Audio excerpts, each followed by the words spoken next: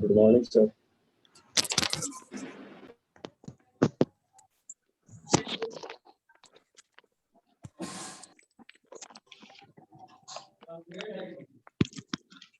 Good morning, sir. Good morning, sir. Radhe Radhe, sir.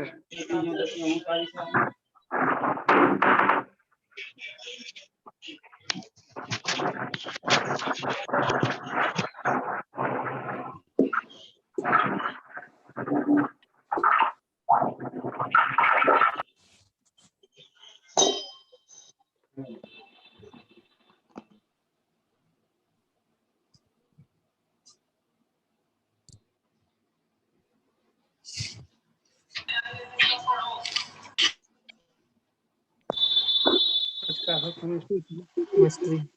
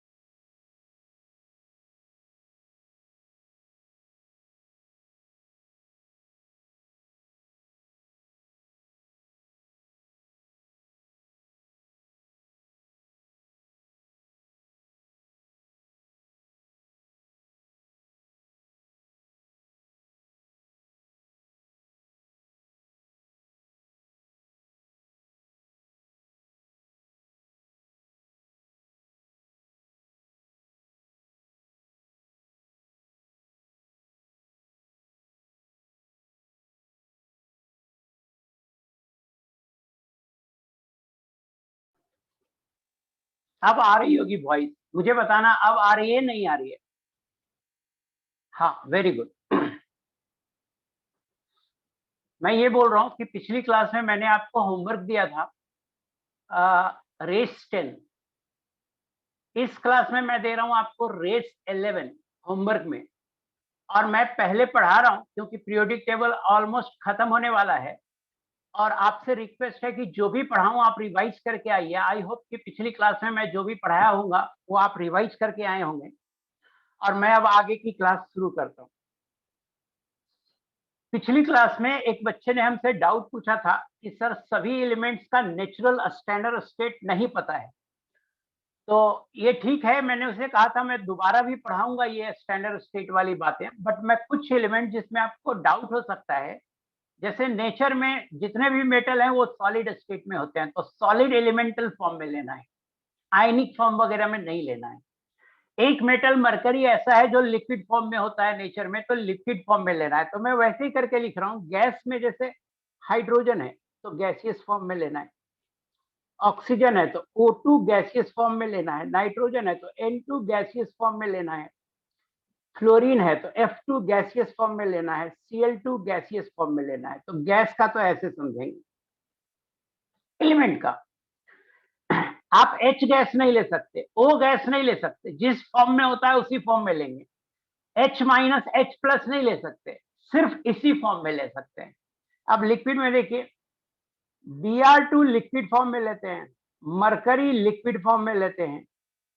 ये दो element liquid form में ज्यादा होते हैं। इसके अलावा सॉलिड में देखिए, तो आयोडीन सॉलिड फॉर्म में लेते हैं,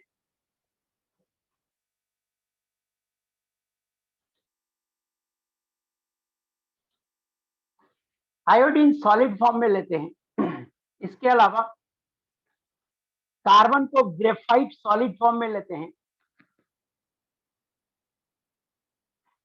सल्फर रोम्बिक सॉलिड फॉर्म में लेते हैं।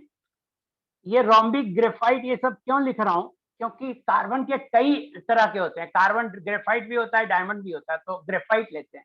सल्फर भी कई तरह के होते हैं, रोम्बिक, मोनोक्लिनिक, रोम्बिक लेते हैं सॉलिड में। टीन, एसएन, टीन व्हाइट लेते हैं, ग्रे और व्हाइट होता है तो व्हाइट लेते हैं। फास्फोरस P4 व्हाइट लेते हैं, व्हाइट, ब्लैक और रेड होता है फास्फोरस, तो P4 व्हाइट लेते हैं।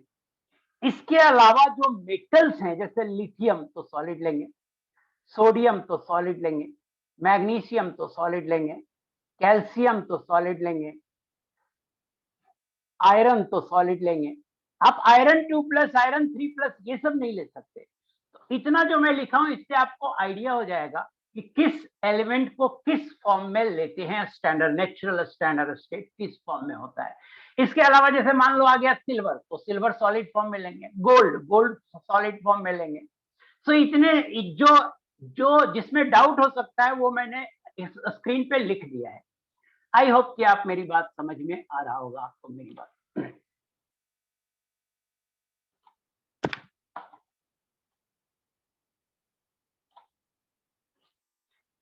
आगे देखते हैं,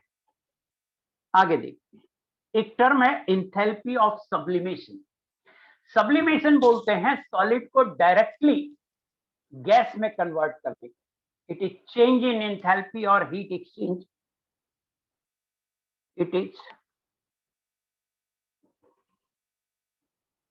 change in enthalpy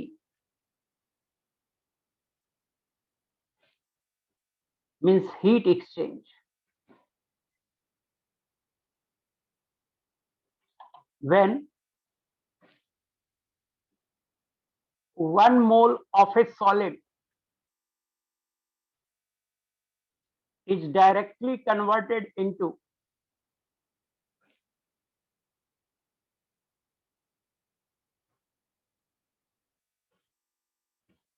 gaseous state.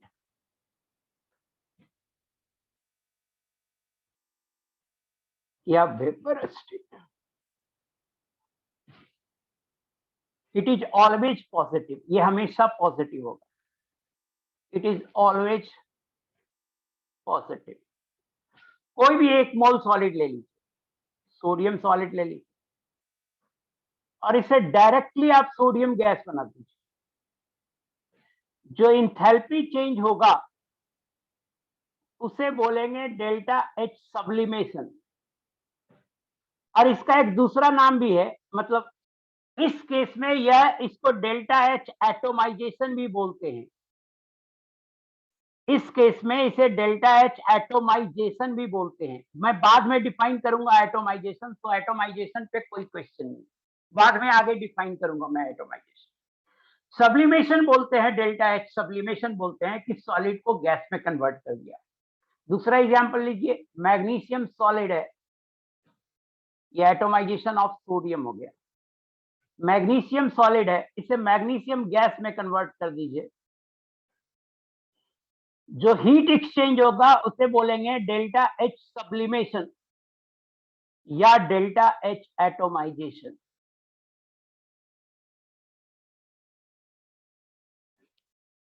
तीसरा लेते हैं, अल्युमिनियम सॉलिड लेते हैं। अल्युमिनियम सॉलिड को डायरेक्टली गैस में कन्वर्ट कर रहे हैं, अल्युमिनियम गैस। जो इंथैल्पी चेंज होगा उसे बोलेंगे डेल्टा एच सब्लिमेशन या डेल्टा एच एटोमाइजेशन। एक चौथा लेते हैं, H2O सॉलिड लेते हैं, H2O सॉलिड लेते हैं और इसे H2O गैस में चेंज कर देते हैं। जो इंथैल्पी चेंज होगा उसे बोलेंगे डेल्टा एच सब्लिमेशन, बट इसको डेल्टा एच एटोमाइजेशन नहीं बोलेंगे। ये सब्लिमेशन तो है, एटोमाइजेशन नहीं है, क्योंकि H2O गैस है और H2O कोई एटम नहीं है। अगर प्रोडक्ट में सभी गैसियस एटम होंगे तभी एटोमाइजेशन बोलेंगे। प्रोडक्ट में अगर सभी गैसियस एटम होंगे, यहाँ पे H2O गैस तो जरूर है बट H2O एटम नहीं है, मॉलिक्यूल है, इसलिए हम इसे एटोमाइजेशन नहीं बोलेंगे। आई होप कि सब्लिमेशन का डिफिनेशन आपको समझ में आ गया होगा, या यहाँ तक आपको जो मैं पढ़ाया वो आपको समझ में आ गया होगा। प्लीज मैसेज करके बताइए, यहाँ तक समझ में आया बेटा? कोई डाउट है? रिपीट? हाँ सर। अच्छा, एक बच्चे ने लिखा है रिपीट।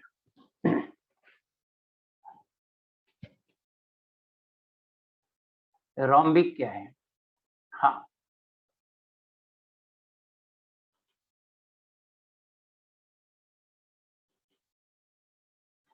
मैं समझ गया। एक बच्चे ने कहा है प्रीवियस पेज, तो प्रीवियस पेज ये है। मैंने कहा था पिछली क्लास में, एक बार मैं फिर से समझा रहा हूं, मैंने कहा था पिछली क्लास में मैं इंथैल्पी ऑफ फॉर्मेशन डिफाइन किया था, एक क्वेश्चन से फिनिश किया था कि इनमें से कौन सा इंथैल्पी ऑफ फॉर्मेशन को डिनोट करता है। तो मैंने कहा था कि जब फॉर्मेशन करते हैं किसी कंपाउंड को तो उसके एलिमेंट के स्टैंडर्ड स्टेट से करते हैं। जैसे H2O को फॉर्म करेंगे, H2O लिक्विड को फॉर्म करेंगे, तो आप मुझे बताओ किससे फॉर्म करेंगे? H2 gas, half O2 gas से H2O लिक्विड बनाएंगे, तो इसको बोलेंगे delta H formation. Delta H formation. तो बच्चा ने एक सवाल किया था हमसे कि सर हाइड्रोजन ऑक्सीजन का तो पता है कि इसका गैसियस फॉर्म में नेचुरल स्टेट होता है, बट सभी एलिमेंट का नहीं पता है। तो जहां जहां डाउट हो सकता है कि किस एलिमेंट का कौन सा फॉर्म का नेचुरल स्टेट हम लेते हैं, वो मैंने लिख दिया है। इन जनरल आप सोचिए कि नेचर में वो सॉलिड में रहता है या लिक्विड में रहता है या गैस में रहता है, नॉर्मल स्टेट पे उस फॉर्म में लीजिए। कहीं कहीं डाउट हो सकता है। अब जैसे डाउट कहाँ कहाँ हो सकता है? मरकरी में, तो मरकरी मेटल है बट ये लिक्विड होता है तो लिक्विड लेंगे। ब्रोमीन में कि गैस लें कि लिक्विड, तो नॉर्मल स्टेट पे ब्रोमीन लिक्विड होता है, आयोडीन रूम टेम्परेचर पे सॉलिड होता है। कार्बन का दो फॉर्म होता है, ग्रेफाइट और डायमंड, तो ग्रेफाइट का लेते हैं। सल्फर का सॉलिड स्टेट में एक बच्चा भी लिखा था कि सर रोम्बिक क्या है? Solid sulphur solid solid state में कई तरह के स्ट्रक्चर होते हैं, cubic, tetragonal, orthorhombic, rhombic, solid state में 12th क्लास में पढ़ाएंगे। तो सल्फर का जो सॉलिड फॉर्म होता है वो कई तरह का फॉर्म होता है, जिसमें से एक को बोलते हैं रोम्बिक और दूसरे को बोलते हैं मोनोक्लिनिक। तो सॉलिड स्टेट में सल्फर दो फॉर्म में होता है, एक का नाम है रोम्बिक और एक का नाम है मोनोक्लिनिक। अभी सिर्फ इतना ही समझें कि सल्फर का दो तरह का स्ट्रक्चर होता है सॉलिड स्टेट में, एक का नाम है रोम्बिक, दूसरे का नाम है मोनोक्लिनिक। तो रोम्बिक सल्फर का 0 लेते हैं। उसी तरह से टीन भी सॉलिड स्टेट में दो तरह का होता है, एक व्हाइट होता है, दूसरा ग्रे होता है, तो व्हाइट टीन लेते हैं। उसी तरह से फास्फोरस भी सॉलिड स्टेट में तीन तरह का होता है, एक होता है व्हाइट, दूसरा होता है रेड और तीसरा होता है ब्लैक। तो व्हाइट का 0 लेते हैं, व्हाइट का स्टैंडर्ड स्टेट मानते हैं। इसके अलावा मैंने कहा कि जैसे लिथियम है, सोडियम है, पोटेशियम है, रिवीडियम है, ये सब मेटल है, तो ये सब मेटल सॉलिड होंगे। आयरन है, गोल्ड है, कॉपर है, जिंक है, स्कैंडियम है, ये सब सॉलिड होंगे। तो अब आपको डाउट नहीं होना चाहिए इसमें। नेक्स्ट मैं सब्लिमेशन डिफाइन किया हूं। तो जो सब्लिमेशन डिफाइन किया हूं बेटा, इसका डिफिनेशन है कि कोई भी चीज, कोई भी कंपाउंड या एलिमेंट सॉलिड से उसे डायरेक्ट गैस में कन्वर्ट करना है, सॉलिड से डायरेक्ट गैस में कन्वर्ट करना है। तो अगर सॉलिड से डायरेक्ट गैस में कन्वर्ट करना है तो हम उसे सब्लिमेशन बोलेंगे। और कितना कन्वर्ट करना है? तो 1 मोल को कन्वर्ट करना है। 1 मोल को 1 मोल को कन्वर्ट करने में जो एनर्जी चेंज आएगा उसे एंथैल्पी ऑफ सब्लिमेशन बोलेंगे। और ये हमेशा पॉजिटिव होगा, मतलब कन्वर्ट करने में एनर्जी लगेगी, इंडोथर्मिक होगा। अब मैंने कहा कि पहला 3 एटोमाइजेशन भी बोलेंगे, क्योंकि प्रोडक्ट में अगर सिर्फ गैसियस एटम आएगा तो हम उसे एंथैल्पी ऑफ एटोमाइजेशन भी बोलते हैं। एटोमाइजेशन पे मैं अभी ज्यादा चर्चा नहीं करना चाहता हूं, क्योंकि मैं आगे एटोमाइजेशन पढ़ाऊंगा। तो पहला 3 में प्रोडक्ट में देखिए सोडियम गैस है, तो सोडियम एटम भी तो है, मैग्नीशियम एटम भी तो है, अल्युमिनियम एटम भी तो है, तीनों गैस है, तो एटोमाइजेशन बोले। बट H2O सॉलिड से H2O गैस बोले। H2O एटम नहीं है, मॉलिक्यूल है। चूंकि ये एटम में कन्वर्ट नहीं हुआ H2O गैस सॉलिड से गैस बनाए तो सब्लिमेशन तो बोलेंगे, लेकिन इसे हम एटोमाइजेशन नहीं बोलेंगे। एक बार फिर से बताओ, जो बच्चे पिछली बार रिपीट करने बोल रहे थे या बोल रहे थे नहीं समझ में आया, वो फिर से बताओ कि आपको समझ में आया या नहीं आया।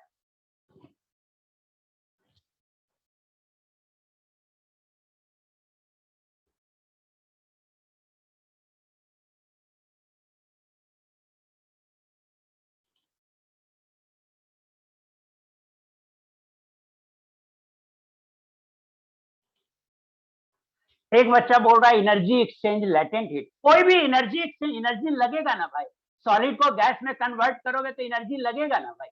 हम लेटेंट हीट नहीं बोलना चाहते। लेटेंट हीट तब बोलते हैं जब सॉलिड को लिक्विड में कन्वर्ट करते हैं या लिक्विड को गैस में कन्वर्ट करते हैं और 1 ग्राम को करते हैं, तो हम लेटेंट हीट नहीं बोलना चाहते। हम 1 मोल को कर रहे हैं, तो आप प्लीज एंथैल्पी ऑफ सब्लिमेशन बोलिए। एनर्जी, कोई भी रिएक्शन होगा तो कुछ एनर्जी एक्सचेंज होता है, उसको डेल्टा एच बोलते हैं, तो उसी को हम एनर्जी एक्सचेंज बोल रहे हैं। फिर क्यों बोल रहे हैं एनर्जी एक्सचेंज मतलब लेटेंट हीट? कुछ भी मत लिखते रहो। सॉलिड, सॉलिड, एक बच्चा सही पूछ रहा है कि सर P4 व्हाइट तो लेते हैं बट स्टेट क्या होता है? सॉलिड, सॉलिड होता है। एक बच्चा बोल रहा है H2O तो लिक्विड होगा। कोई भी सॉलिड को जनरली हीट करते हैं तो पहले लिक्विड होता है, इन जनरल। हमें उससे मतलब नहीं कि लिक्विड होगा या गैस होगा। हमें गैस, गैस तभी तो बनेगा, लिक्विड के बाद गैस तो बनेगा। हमें सॉलिड से गैस बनाने का टोटल एनर्जी एक्सचेंज निकालना है। देखो, जैसे एक बच्चा का डाउट है कि सर H2O आइस को हीट करेंगे तो पहले वो लिक्विड बनेगा। हाँ, बनने दो, H2O लिक्विड बना, इसका इंथैल्पी चेंज मान लो डेल्टा H1 हुआ। H2O लिक्विड को फिर H2O गैस बनेगा, अब तो बनेगा H2O गैस, इसका इंथैल्पी चेंज डेल्टा H2 हुआ। दोनों को जोड़ दो, दोनों को जोड़ेंगे ये कैंसिल हो जाएगा, H2O सॉलिड से H2O गैस बनेगा, इसे डेल्टा H सब्लिमेशन बोलेंगे, और ये होगा delta H1 plus delta H2। तो बने लिक्विड बने या कुछ पहले कुछ भी बने, बनने से मुझे मतलब नहीं है। हमें फाइनली क्या बनाना है? गैसियस स्टेट में बनाना है, वहां तक का इंथैल्पी चेंज, वहां तक का हीट एक्सचेंज निकालना है। सो आप ये नहीं, इवन इवन हो सकता है वो रिएक्शन हो ही ना, तब भी हम हाइपोथेटिकल स्टेट का निकाल लेते हैं डेल्टा एच, किसी और तरीके से मूव करके कोई इंथैल्पी साइकिल बना के डेल्टा एच निकाल सकते हैं। सो इवन रिएक्शन नहीं भी होता है तब भी डेल्टा एच लिखा जा सकता है, उसका किसी न किसी तरीके से निकाला जा सकता है उसका। हो सकता है आप रिएक्शन कराएं वो रिएक्शन ना हो, बट उसका डेल्टा एच निकाला जा सकता है। तो आप ये मत सोचिए कि सर वो तो पहले लिक्विड बनेगा या सॉलिड रहेगा या ये रहेगा। हम जो डिफाइन कर रहे हैं वो स्टेट में आना चाहिए, रिएक्शन होता हो या नहीं होता हो, बट एक डेल्टा एच की वैल्यू उसकी होगी। आई होप कि आपको मेरी बात समझ में आ गई है। अब देखिए, बॉन्ड डिसोसिएशन एंथैल्पी और bond dissociation energy. Energy required to break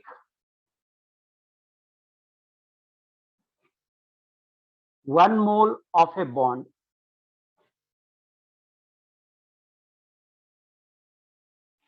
in gaseous state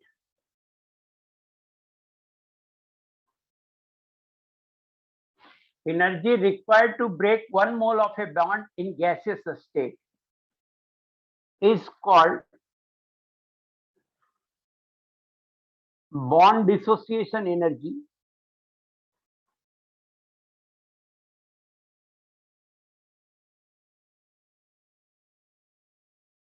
or bond energy।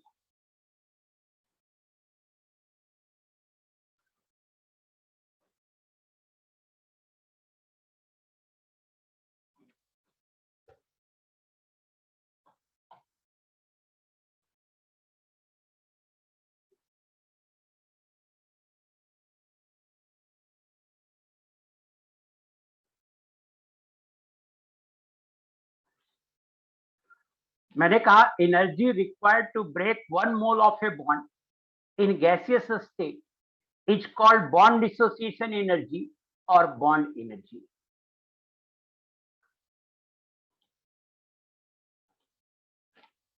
एक मोल बॉन्ड को ब्रेक करना है, जैसे मान लो H2 है, तो H2 को ऐसे लिख सकते हैं, H2 गैस को ऐसे लिख सकते हैं, इसे ब्रेक करना है 2H गैस बन गया। तो जो इंथैल्पी चेंज होगा, जो एनर्जी एक्सचेंज होगा, उसको डेल्टा H से रिप्रेजेंट करते हैं और इसे बोलेंगे बॉन्ड एनर्जी ऑफ HH। इसे क्या बोलेंगे? Bond energy of HH। और चूंकि प्रोडक्ट में सिर्फ गैस है तो हम इसे बोल सकते हैं बराबर डेल्टा H। प्रोडक्ट में सिर्फ गैसियस एटम है तो इसे बोल सकते हैं डेल्टा H एटोमाइजेशन। एटोमाइजेशन की चर्चा मैं बाद में करूंगा। बॉन्ड एक मोल कैसे होता है? एक बॉन्ड समझ में आता है ना बेटा? एक बॉन्ड, एक एटम हाइड्रोजन और एक दूसरा एटम हाइड्रोजन मिलके एक एक एक एक बॉन्ड बनाए। तो ऐसे ऐसे 6.023 इंटू 10⁻23 बॉन्ड बनेंगे, तो इसको बोलेंगे एक मोल बॉन्ड। ये क्या सवाल है यार?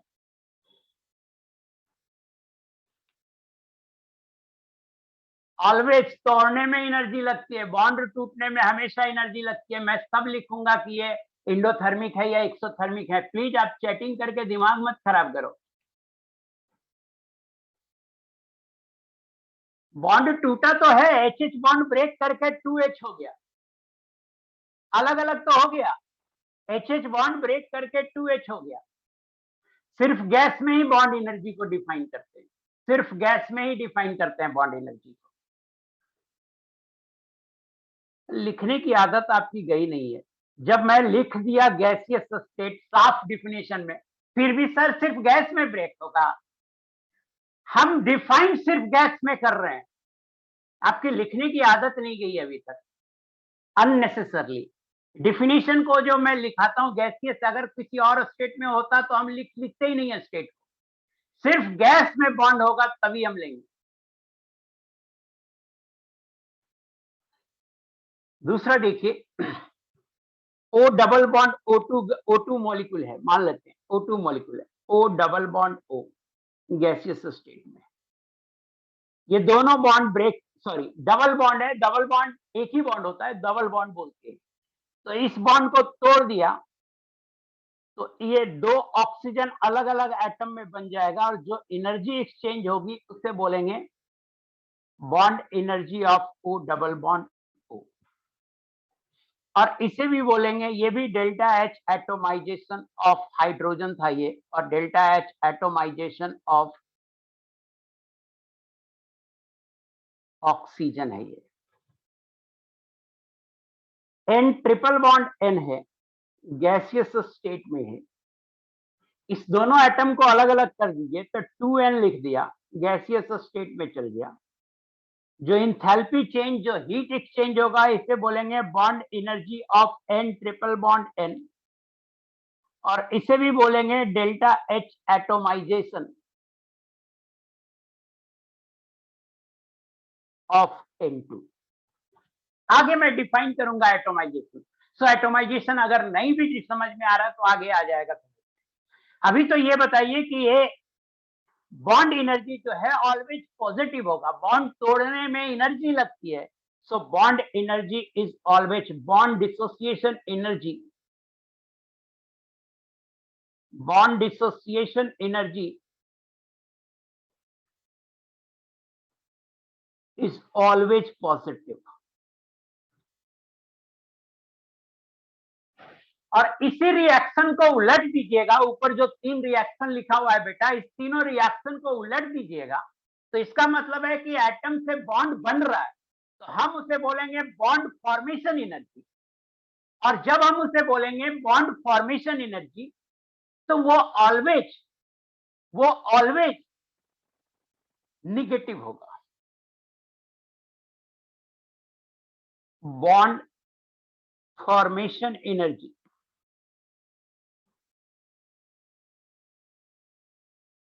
is always negative.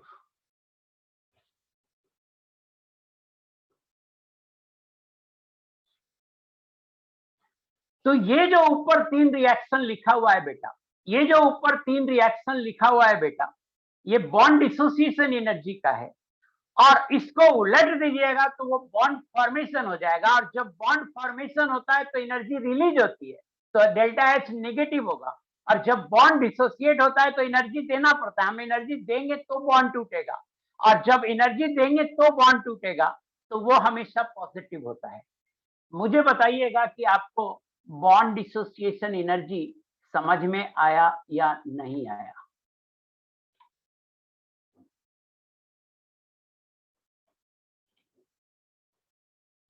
बताना मैसेज करके कि आपको बॉन्ड डिसोसिएशन एनर्जी समझ में आया या नहीं आया।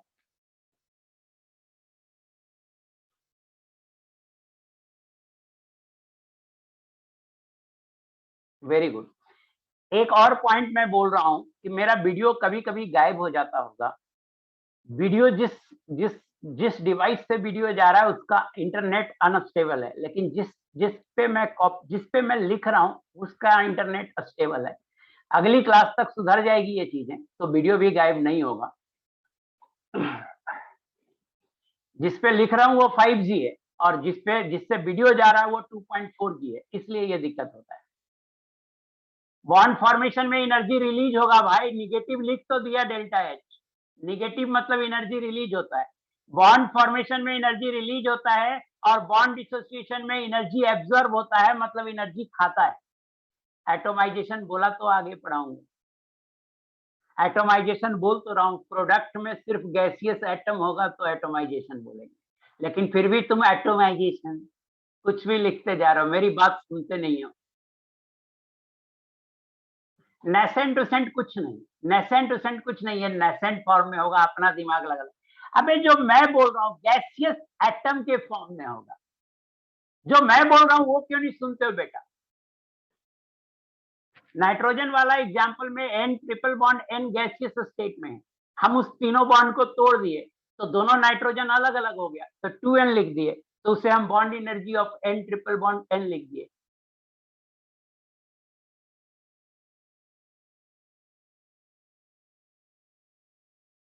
ट्रिपल बॉन्ड का ज्यादा होगा डबल बॉन्ड से, डबल बॉन्ड का ज्यादा होगा सिंगल बॉन्ड। बॉन्ड हम कंपैरिजन नहीं, ज्यादा कम कंपेयर नहीं कर रहे। सिंगल बॉन्ड से डबल बॉन्ड की एनर्जी, बॉन्ड एनर्जी ज्यादा होती है, डबल बॉन्ड से ट्रिपल बॉन्ड की बॉन्ड एनर्जी ज्यादा होती है। सो आई होप कि आपको समझ में आ गया। अननेसेसरली आप फालतू चीजें लिखा करते हैं जो कि गलत है। जितना मैं पढ़ाया उतना पे बात कीजिए, जो टर्मिनोलॉजी में यूज किया उस पे बात कीजिए, कुछ भी अपना दिमाग लगा के अपना ये मत ये कीजिए, उससे क्या होता है क्लास का टाइम खराब होता है। अब देखिए एक इंपॉर्टेंट टॉपिक पढ़ा रहा हूं, बॉर्न हैबर साइकिल, एक एंथैल्पी साइकिल है, एन एंथैल्पी साइकिल।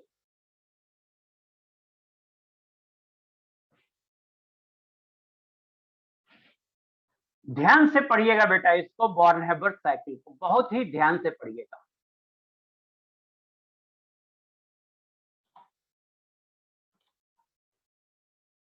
पहला स्टेप क्या होगा, तो NaCl के लिए हमें बॉर्न हैबर साइकिल बनाना है। तो बॉर्न हैबर साइकिल का यूज क्या है ये भी जानते हैं, तो या तो हम generally lattice energy born Haber cycle से निकालते हैं, या इलेक्ट्रॉन गेन एंथैल्पी निकालते हैं। बॉर्न हैबर साइकिल का यूज ये है कि हम इससे लैटिस एनर्जी निकालते हैं या इलेक्ट्रॉन गेन एंथैल्पी निकालते हैं। NaCl के लिए देखते हैं कि बॉर्न हैबर साइकिल कैसे बनाते हैं। तो देखिए सबसे पहला स्टेप है, सबसे फर्स्ट स्टेप है कि NaCl का फॉर्मेशन रिएक्शन लिखिए। NaCl सॉलिड का फॉर्मेशन रिएक्शन लिखिए। तो NaCl सॉलिड का फॉर्मेशन किससे लिखेंगे, तो सोडियम को सॉलिड फॉर्म में लेंगे और क्लोरीन को गैसियस फॉर्म में लेंगे, हाफ मोल क्लोरीन लेंगे।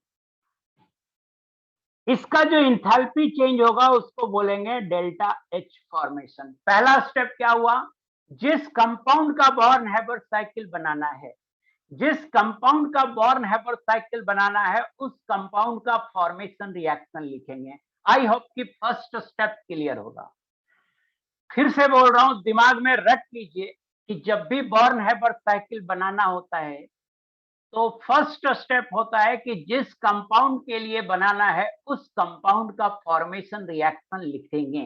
पिछली क्लास में मैंने आपको फॉर्मेशन रिएक्शन लिखना बताया था। दूसरा स्टेप है कि जो कंपाउंड है उसमें ऑक्सीडेशन स्टेट निकालेंगे, तो सोडियम +1 है और क्लोरीन का -1 है। जो कंपाउंड है उसमें ऑक्सीडेशन स्टेट निकालेंगे तो सोडियम का +1 है और क्लोरीन का -1 है। तो देखिए, इस ऑक्सीडेशन स्टेट से ये क्लियर हुआ कि हमें सोडियम सॉलिड को Na+ तक ले जाना है। आप क्या कीजिए, सबसे पहले सोडियम सॉलिड को सोडियम गैस बना दीजिए। जब हम इसे सोडियम गैस बनाएंगे तो जो एनर्जी एक्सचेंज होगा उसको बोलेंगे ΔH सब्लिमेशन। सोडियम गैस बना दीजिए, उसके बाद इसका ऑक्सीडेशन स्टेट +1 आया था, तो इसे Na+ गैसियस में चेंज कर दीजिए। अब जो एनर्जी रिलीज होगी इसे बोलेंगे ionisation energy 1 of sodium. Ionisation energy 1 of sodium. Na+ gas बना दिए। उसी तरह से अब Cl- गैस बनाइए। आप इस बॉन्ड को तोड़ दीजिए, ½ मोल है Cl2 तो उसे तोड़ दीजिए। अब तोड़ के Cl गैस बना दीजिए। चूंकि बॉन्ड ½ मोल है तो ये होगा बॉन्ड एनर्जी ऑफ Cl और ½ से मल्टीप्लाई कर दीजिए बाई 2। तो क्लोरीन को एटम फॉर्म में चेंज कर दिया, गैसियस एटम फॉर्म में हमने क्लोरीन को चेंज कर दिया। अब Cl- गैस में चेंज करते हैं। इसे Cl- गैस में चेंज करेंगे तो जो इंथैल्पी चेंज होगा इसको बोलते हैं ΔH electron gain enthalpy 1, Eg1। Electron gain enthalpy और आयनाइजेशन एनर्जी आपको सर ने पढ़ाया होगा। अब Na+ गैसियस और Cl- गैसियस इन दोनों से बना दे रहे हैं NaCl सॉलिड। इन दोनों से बना दे रहे हैं NaCl सॉलिड। इसको क्या बोलेंगे, तो Na+ गैसियस और Cl- गैसियस से 1 मोल आयनिक कंपाउंड NaCl सॉलिड बना रहे हैं, तो इसको बोलेंगे ΔH लैटिस। इसको बोलेंगे ΔH लैटिस। अब हम इसको ΔH लैटिस बोलेंगे। अब ये बॉर्न हैबर साइकिल बन गया। अब हेस लॉ बोलेंगे कि एक स्टेप में रिएक्शन हो या कई स्टेप में रिएक्शन हो, ΔH सेम होता है। तो एक स्टेप में ΔHF हुआ है और कई स्टेप में इसको घुमा के किए हैं तो ये हुआ है ΔH sublimation, ionisation energy, bond energy Cl/Cl/2, electron gain enthalpy and lattice energy. तो फ्रॉम हेस लॉ, देखिएगा ध्यान से, फ्रॉम हेस लॉ मैं लिख रहा हूं, ΔH फॉर्मेशन ये एक स्टेप का इंथैल्पी चेंज है या एनर्जी एक्सचेंज है, ये बराबर होगा ΔH sublimation plus ionisation energy 1 plus bond energy of Cl/Cl/2 plus ΔH electron gain enthalpy 1 plus ΔH lattice. अब इसमें से क्या है, टोटल कितनी क्वांटिटी है, 1 2 3 4 5 6, 6 क्वांटिटी है। 6 में से कोई भी 5 क्वांटिटी आपको दे देगा और 1 क्वांटिटी हम निकाल लेंगे। Born Haber cycle is generally used to determine lattice enthalpy. Born-Haber cycle is generally used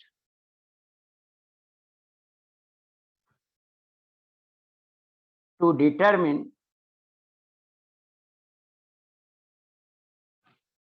lattice energy. Generally lattice energy के लिए करते हैं, लेकिन कोई भी निकाल सकते हैं। ये 6 क्वांटिटी है, 6 में से कोई 5 क्वांटिटी दे देगा और एक क्वांटिटी निकालना होगा। अब मुझे पहले आप ये बताओ कि बॉर्न-हैबर साइकिल आपको NaCl का बॉर्न-हैबर साइकिल आपको समझ में आया या नहीं आया? प्रांजल यादव जी, आपने नो लिखा है, क्या नहीं आया बेटा मुझे समझाओ, क्यों आपको मेरी स्टेप्स क्यों नहीं ध्यान से सुने, क्या दिक्कत हो गया बेटा? लैटिस एनर्जी निगेटिव लेना है, हमने आपको क्या बोला, मैं जो डेफिनेशन लेता हूं वो हमेशा निगेटिव ही होगा। आप बताओ ना, गैसियस आयन से NaCl सॉलिड बनेगा, तो लैटिस एनर्जी निगेटिव लेना है। जो आप देखो ना, आप लैटिस के डिफिनेशन पे जाओ, Na प्लस Cl माइनस से NaCl बनाएंगे तो लैटिस एनर्जी उसका पॉजिटिव लिखे हैं या निगेटिव लिखे हैं? आप डिफिनेशन पे जाओ, निगेटिव लिखे हैं तो निगेटिव लेंगे। एक बार फिर से प्रांजल ने कहा था कि नहीं समझ में आया, मेरा वीडियो शायद गायब हो गया है, बट आप टेंशन मत करो, आ जाएगा अपने आप। प्रांजल ने कहा कि सर नहीं समझ में आया, तो मैं रिपीट कर दे रहा हूं। और प्रांजल से मेरी रिक्वेस्ट ये भी है कि रिपीट करने के बाद भी नहीं समझ में आएगा तो लिखेगा कि हमको ये स्टेप नहीं समझ में आ रहा है। पहला स्टेप है बेटा कि हम फॉर्मेशन रिएक्शन लिखते हैं, पहला स्टेप। फर्स्ट स्टेप है कि हम फॉर्मेशन रिएक्शन लिखते हैं।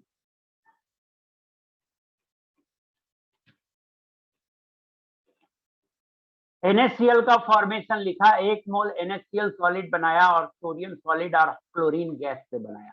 फॉर्मेशन कैसे लिखते हैं हम पहले आपको पढ़ा चुके हैं, तो अगर फॉर्मेशन समझ में आ गया होगा तो आप फॉर्मेशन रिएक्शन लिखना जानते होंगे।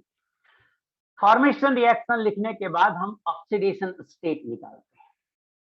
ऑक्सीडेशन स्टेट +1 है और -1 है NaCl में, तो ऑक्सीडेशन स्टेट +1 है। नहीं नहीं नहीं, स्टेप्स नहीं लिखाऊंगा, स्टेप्स नहीं लिखाऊंगा, ये ऐसा जगह ऐसा चीज है कि स्टेप लिखाने से आप कंफ्यूज हो जाओगे। आप बड़े आसानी से ऐसे ही बना सकते हो। एक ही स्टेप तो याद रखना है कि पहला रिएक्शन आपको लिखना है फॉर्मेशन, उसके बाद अपने आप पता लग जाएगा। ये सभी आयनिक कंपाउंड के लिए होगा और ये पर्टिकुलर बॉर्न-हैबर साइकिल सिर्फ NaCl पे लगेगा। लेकिन बॉर्न-हैबर साइकिल आप किसी भी आयनिक कंपाउंड के लिए बना सकते हैं, मैं 2-3 बनाऊंगा, उसी तरह से आप पहले बॉर्न-हैबर साइकिल बनाना फिर यूज करना। तो मैं ये कह रहा हूं कि पहला स्टेप आपका होगा कि NaCl या जिस कंपाउंड का बॉर्न-हैबर साइकिल लिखना है उसका फॉर्मेशन रिएक्शन लिखिए। दूसरा स्टेप होगा ऑक्सीडेशन स्टेट निकालिए। तीसरा स्टेप होगा कि जो ऑक्सीडेशन स्टेट आया है उसके गैसियस आयनिक फॉर्म तक जाइए, गैसियस आयनिक फॉर्म तक जाइए और उस गैसियस आयन से फिर से उसी कंपाउंड को बना दीजिए जो सॉलिड है। अब हेस्लो लगा दीजिए कि पहले एक स्टेप में किया था, अब कई स्टेप में किए हैं, तो एक स्टेप में जो एनर्जी एक्सचेंज होगा वो सारे स्टेप का मिलाकर होगा, तो हेस्लो लगा लीजिए। इतना ही है बेटा। सो आई होप कि मेरा वीडियो भी अब आ गया होगा और आपको दिख रहा होगा कि हमने क्या बोल रहा, क्या लिखा। फिर से बताओ कि आपको समझ में आया या कहीं कहीं और दिक्कत। मैं 3 एग्जाम्पल कराऊंगा, ये सब बातें मत लिखो, आप हमें बताओगे कि सर कैसे पढ़ाना है। सर और एक एग्जाम्पल करवा दीजिए। अभी क्या खत्म हो गया बॉर्न-हैबर साइकिल? हम तो सिर्फ ये पूछ रहे हैं बेटा आपसे कि NaCl का बॉर्न-हैबर साइकिल आपको समझ में आया कि नहीं। हाँ, इतना सब हम बॉर्न-हैबर साइकिल के लिए ही पढ़े। अब इस पे एक न्यूमेरिकल करते हैं, फिर हम एक दूसरा एग्जाम्पल करेंगे।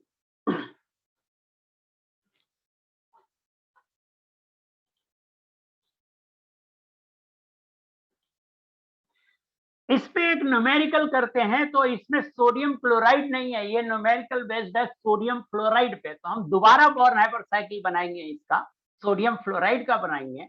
और आई होप कि जिसको, जैसे एक बच्चे ने कहा फ्लोरीन को फिर से, तो अपन फिर से फ्लोरीन देख लो, एक ही जैसा बात है। कह रहा है कि calculate the electron gain enthalpy of fluorine atom. Fluorine atom का इलेक्ट्रॉन गेन एंथैल्पी पूछ रहा है।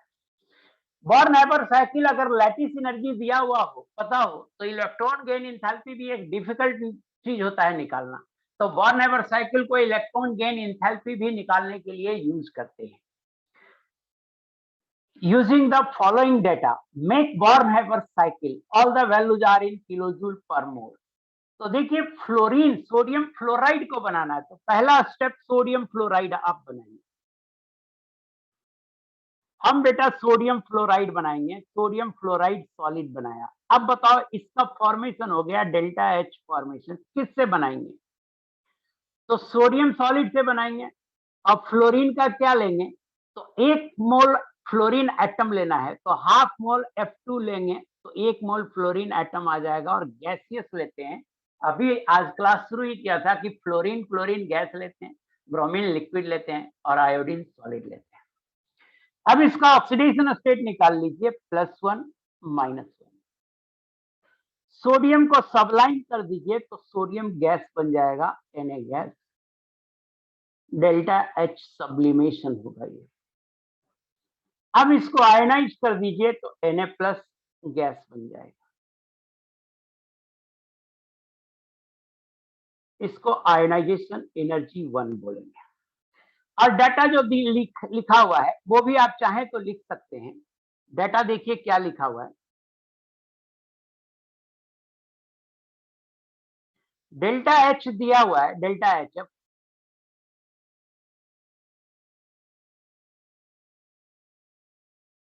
डेल्टा HF दिया हुआ है -571 और सारा डाटा किलो जूल में है। डेल्टा H सब्लिमेशन भी दिया हुआ है, देखिए ध्यान से कि सब्लिमेशन का डाटा कितना है। तो डेल्टा H सब्लिमेशन दिया हुआ है 101। आयोनाइजेशन एनर्जी भी दिया हुआ है और आयोनाइजेशन एनर्जी ऑफ सोडियम दिया हुआ है 494। अब फ्लोरीन को तोड़िए, तो जो बच्चा फ्लोरीन कर क्या रहे हैं, फ्लोरीन गैस को F2 गैस को F एटम में चेंज कर रहे हैं। तो ये F गैस हो गया, हाफ मोल है तो 1 मोल F गैस बनेगा, हाफ मोल से 2 कैंसिल हो गया, 1 मोल F गैस बना। F2 कितना मोल है? तो F2 है हाफ मोल। तो हम बॉन्ड एनर्जी जो लगाएंगे, बॉन्ड एनर्जी ऑफ FF, ये 1 मोल का नहीं लगाएंगे क्योंकि F2 हाफ मोल है, तो हाफ मोल का बॉन्ड एनर्जी ऑफ FF/2। और बॉन्ड एनर्जी ऑफ FF दिया हुआ है 160, 160/2 बराबर 80 हो जाएगा। अब फ्लोरीन आ गया और इसके बाद F गैस को F माइनस में चेंज करेंगे। तो F माइनस में चेंज कीजिएगा तो इसको बोलेंगे delta H electron gain enthalpy 1। This plus this बराबर क्या होगा? दिस। इसे बोलेंगे delta H lattice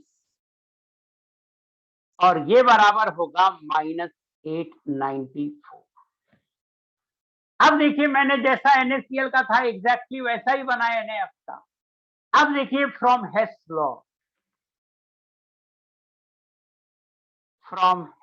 law, delta H formation बराबर delta H sublimation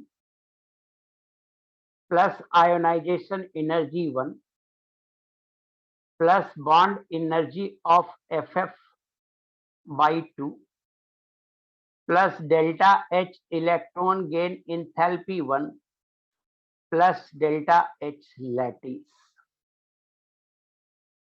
delta HF दिया हुआ है -571 बराबर 101 plus 494 plus 80 plus delta H electron gain enthalpy 1 -894 और delta H electron gain enthalpy 1 एक स्टेप ऐसे लिख दो और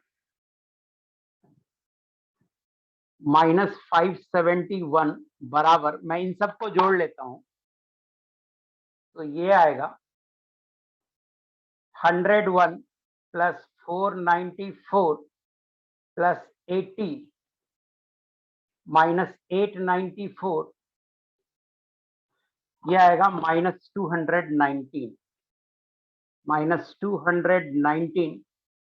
प्लस डेल्टा H Eg1 और delta H Eg1 this is equal to 219 -571 और ये आया -352 किलो जूल पर मोल। ये आपका आंसर हो गया।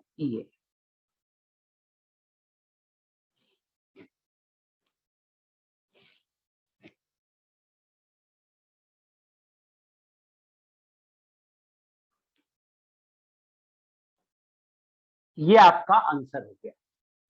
तो मैं ये कहना चाह रहा हूं बेटा कि काफी आसान है बॉर्न हेबर्ट साइकिल। कम से कम NaCl का सीखने से NaCl, NaF, NaBr, Na ये सब का तो कर ही लोगे। मुझे एक चीज बताओ कि ये वाला समझ में आया? ये क्वेश्चन जो मैंने किया आपको करके बताया, ये क्वेश्चन आपको समझ में आया या नहीं आया? ये बताओ। आ गया ना? जो बच्चा क्लोरीन को फिर से लिखा था वो समझा या नहीं समझा? Very good. फिर भी मैं आगे और बॉर्न हेबर्ट साइकिल बनाता हूं। मैग्नीशियम ऑक्साइड के लिए बॉर्न हेबर्ट साइकिल बनाता हूं for MgO, born Herbert cycle for MgO। पहला स्टेप मैंने क्या बोला था बेटा? बोलो, आप अपने मन में बोलो, पहला स्टेप क्या बोला था? फॉर्मेशन रिएक्शन लिखने के लिए तो MgO का फॉर्मेशन करना है।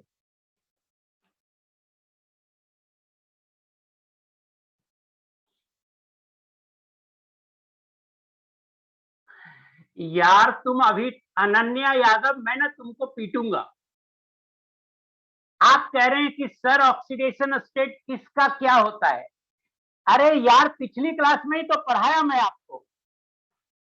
पिछली क्लास में बताया आपको कि alkali metal lithium, sodium, potassium, rubidium, caesium सबका +1, beryllium, magnesium, calcium, strontium, barium सबका +2, फ्लोरीन -1 लिखा, क्लोरीन -1 लिखा, ब्रोमीन -1 लिखा, आयोडीन -1 लिखा, ऑक्सीजन -2 लिखा, हाइड्रोजन -1 लिखा हाइड्राइड में। पिछली क्लास में ही तो लिख के दिया हूं। जो ऑक्सीडेशन स्टेट का जरूरत है पिछली क्लास में लिख दिया हूं। फिर भी कह रहा है ऑक्सीडेशन स्टेट बताओ। मैग्नीशियम ग्रुप 2 का है तो +2 होगा और ऑक्सीजन का हमेशा -2 लेना है आपको। एक ही बात, ऑक्सीडेशन स्टेट पिछले क्लास में भी बताओ, फिर बोल रहा है ऑक्सीडेशन स्टेट बताओ। अरे ग्रुप 1 ग्रुप 2 सोडियम क्लोराइड में सोडियम का ऑक्सीडेशन स्टेट तो एक गधे को भी पता होगा, आप तो आदमी हैं।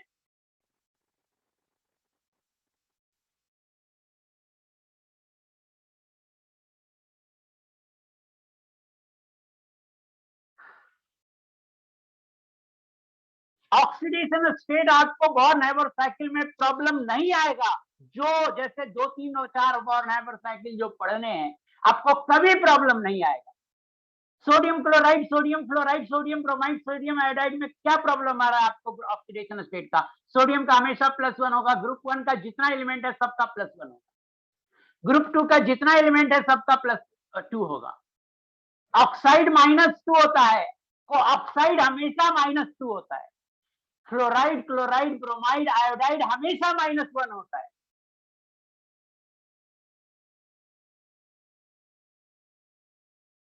अच्छा, अनन्या यादव कह रहा है यहाँ पर यूज क्या है? किस आयन तक जाएंगे? Na+ तक जाएंगे या Na2+ तक जाएंगे या Na3+ तक जाएंगे? ये पता चलता है ऑक्सीडेशन स्टेट का, ये यूज है।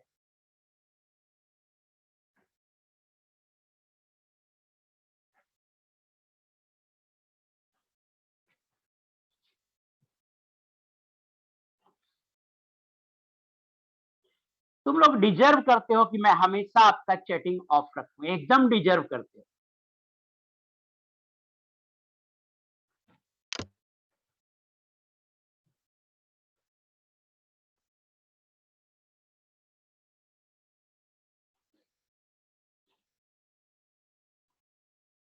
देखो ना, एक बच्चा सर थोड़ा ऊपर करो, 50 बार टाइप कर दिया है गधे की। लो करो।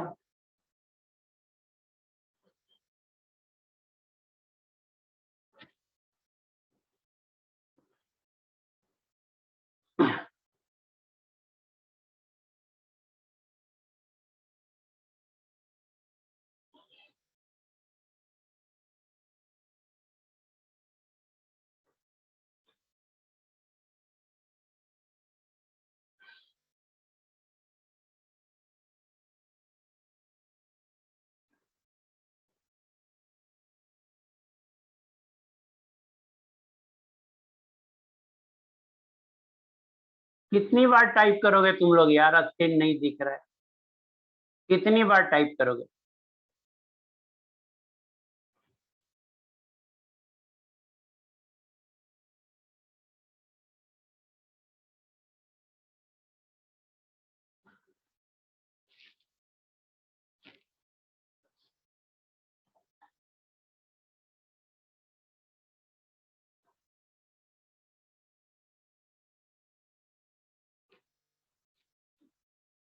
दिखेगा, अभी दिखेगा।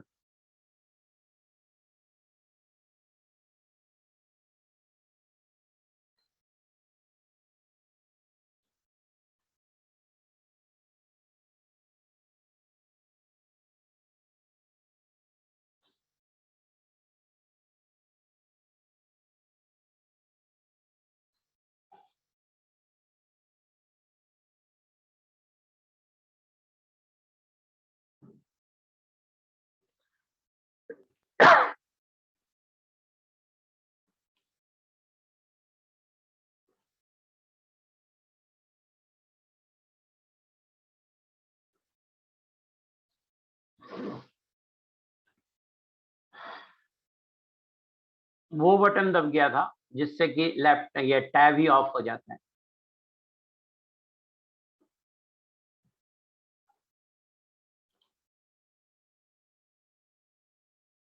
देखो ना, एक बच्चा सर एमजीओ की साइकिल बन गया तो आराम से पेशेंस से बैठो ना बेटा, क्यों बैठ टाइप कर रहे हो, क्यों अपना टाइम और मेरा टाइम खराब कर रहे हो? सर स्क्रीन क्लियर विजुअल नहीं है, हो जाएगा क्लियर विजुअल, ब्लैक दिखता नहीं है। सर आप तो कब टैब वाले ने दिया है? नहीं, ये सब क्या सवाल है यार चैटिंग में, क्यों टाइम खराब करते हो?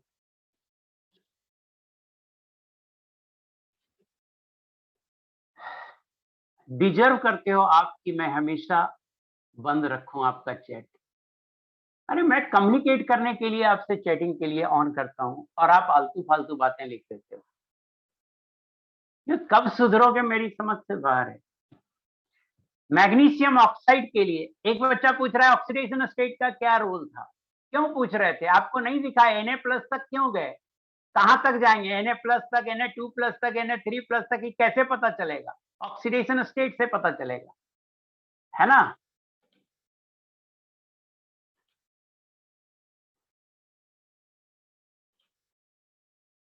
आइए मैग्नीशियम ऑक्साइड का बनाते हैं।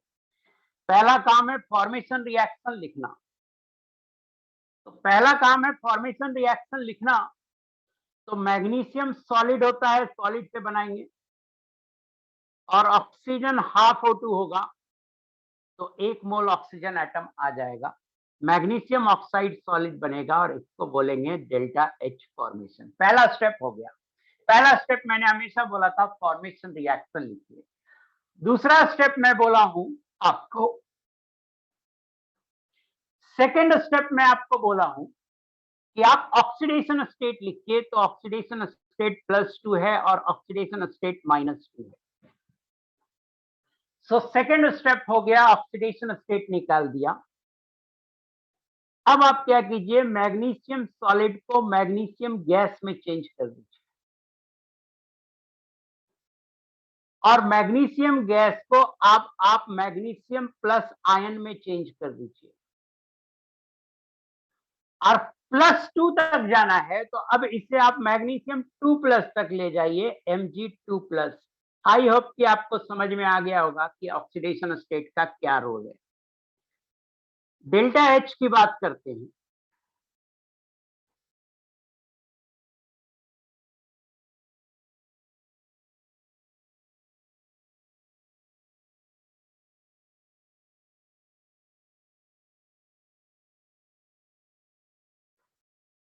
इसको बोलेंगे डेल्टा H सब्लिमेशन।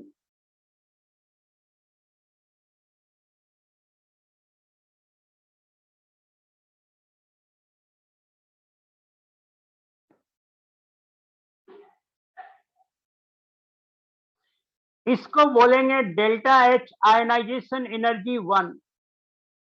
इसको बोलेंगे आयोनाइजेशन एनर्जी 2।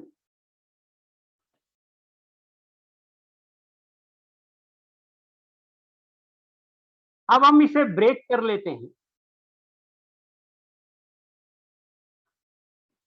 ऑक्सीजन बॉन्ड को ब्रेक करके ऑक्सीजन गैस बनाएंगे, हाफ मोल बॉन्ड है, तो bond enthalpy of O double bond O divided by 2। इससे ब्रेक किया, अब O माइनस गैस में चेंज कर दिया, इसे बोलेंगे delta H electron gain enthalpy 1।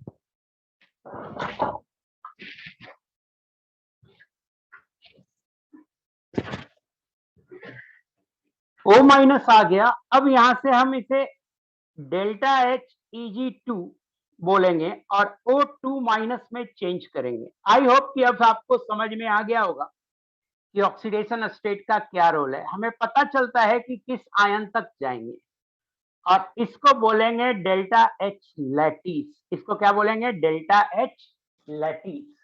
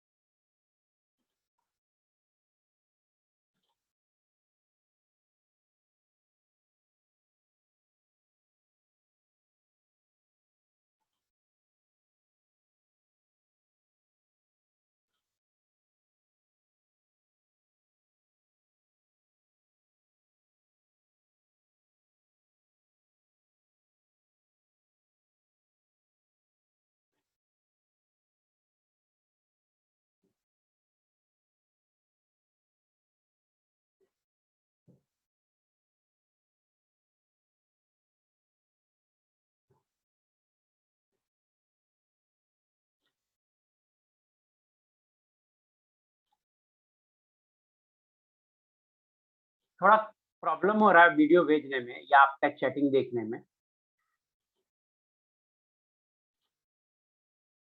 मैं रिजॉल्व करने की कोशिश कर रहा हूँ प्रॉब्लम को।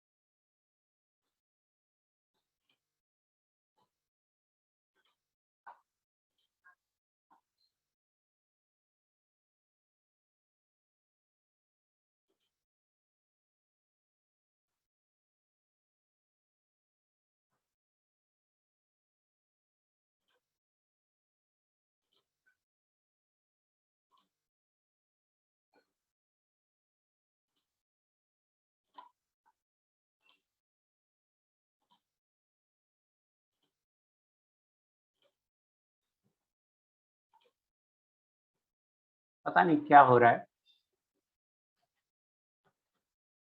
थोड़ा प्रॉब्लम हो रहा है, आप प्लीज वेट करो।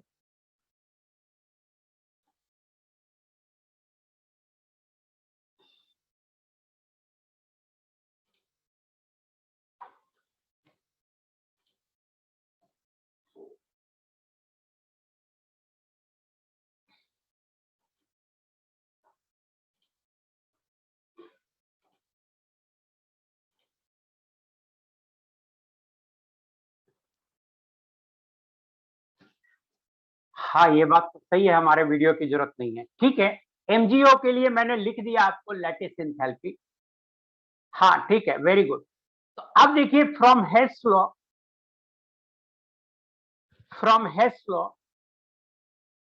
हाँ मैं पढ़ा देता हूं ताकि बोर नेबर साइकिल खत्म करूं।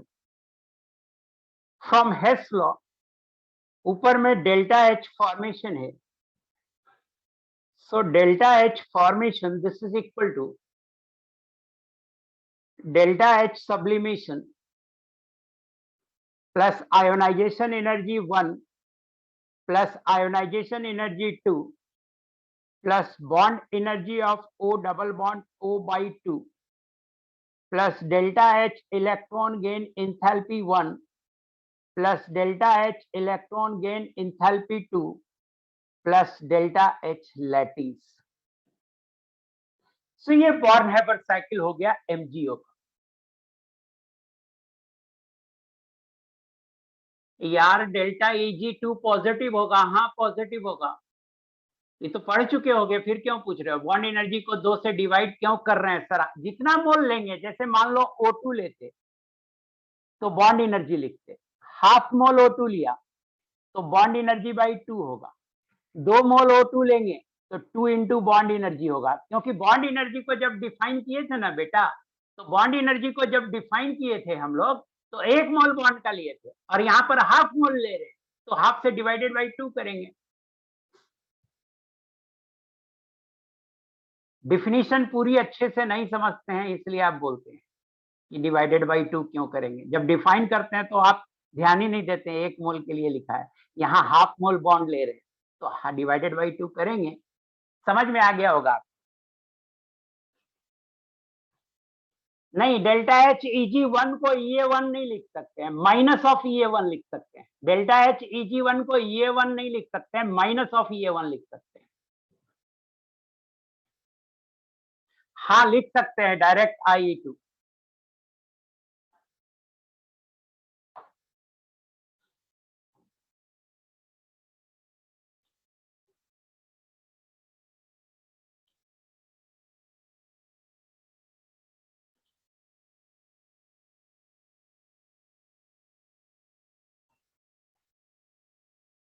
तो Eg ही तो लिखा है बेटा, इलेक्ट्रॉन गेन इंथैल्पी ही तो लिखा हूं, delta H Eg1 and Eg2 सब कुछ सही लिखा हुआ है। हाँ निगेटिव होगा, Eg1 निगेटिव होगा ऑक्सीजन में और Eg2 पॉजिटिव होगा, ये सब पढ़ चुके होंगे आप लोग।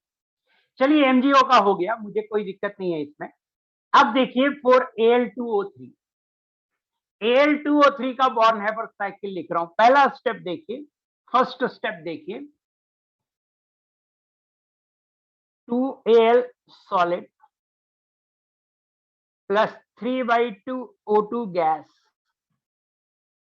से बनाया Al2O3 सॉलिड, इसको बोलेंगे डेल्टा H फॉर्मेशन। अब क्या कीजिए, इसको सबलाइन कर दीजिए तो 2Al गैस हो जाएगा।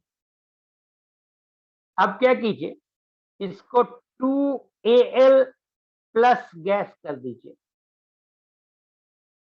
इसको 2Al2 प्लस गैस कर दीजिए, और इसको 2Al3 प्लस गैस कर दीजिए।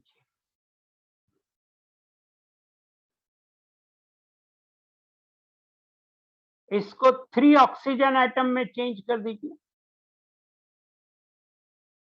3O माइनस गैस में चेंज कर दीजिए, 3O2 माइनस गैस में चेंज कर दीजिए, और इससे जो बना दीजिए फिर से ये बना दीजिए। साइकिल बन गया। अब मैं डेल्टा H लिख दे रहा हूं, इसको बोलेंगे 2 इंटू डेल्टा H सब्लिमेशन। देखिए आप ध्यान दीजिए प्लीज, पहले डेल्टा H सब्लिमेशन लिखते थे, अब लिख रहे हैं 2 इंटू डेल्टा H सब्लिमेशन, क्योंकि 2 मोल अल्मोनियम है। इसको बोल रहे हैं 2 into ionization energy 1।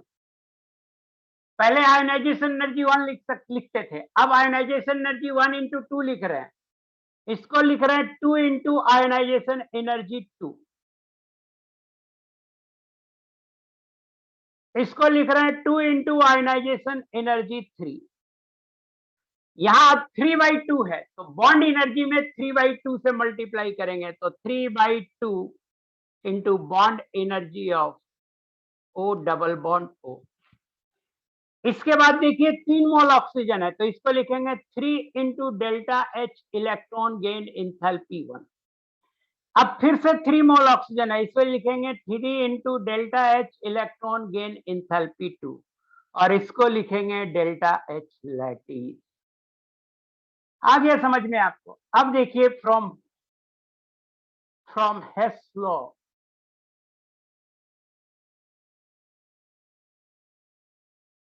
Delta H formation बराबर होगा 2 into delta H sublimation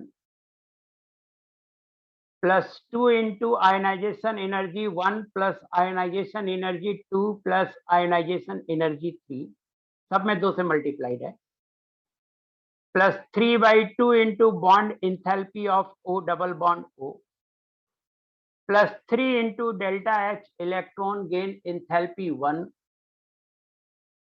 plus 3 into delta H electron gain enthalpy 2 plus delta H lattice. एक बार मुझे बताइए अब कि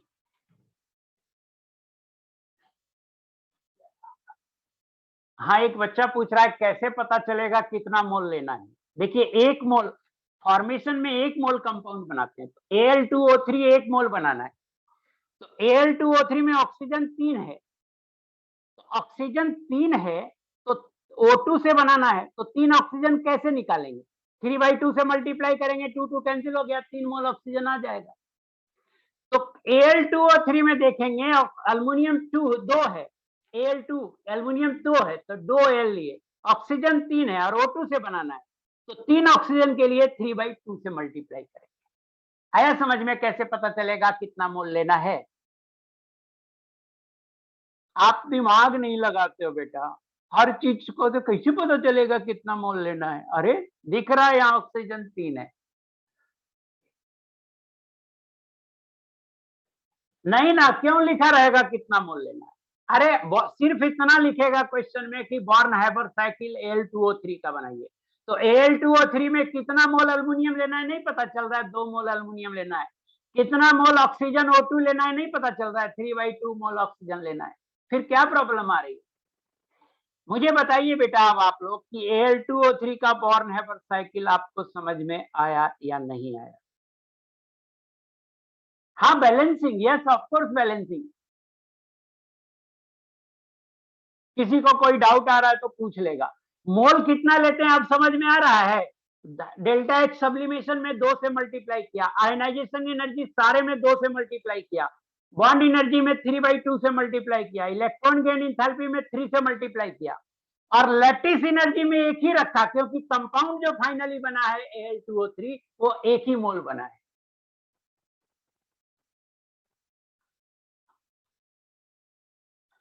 एक बच्चे ने लिखा है कि सर डेल्टा Hg को निगेटिव लेना है ना?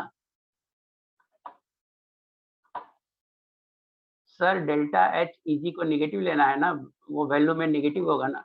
यार एक ही बात कितना बार पूछोगे? डेल्टा Heg1 निगेटिव होता है और Eg2 पॉजिटिव होता है, तो नेगेटिव पॉजिटिव आपको पता चलेगा ना, इलेक्ट्रॉन गेन इंथैल्पी जो दिया हुआ रहेगा वो ले लेना। ऑक्सीजन का first electron gain enthalpy negative होता है और second electron gain enthalpy positive होता है।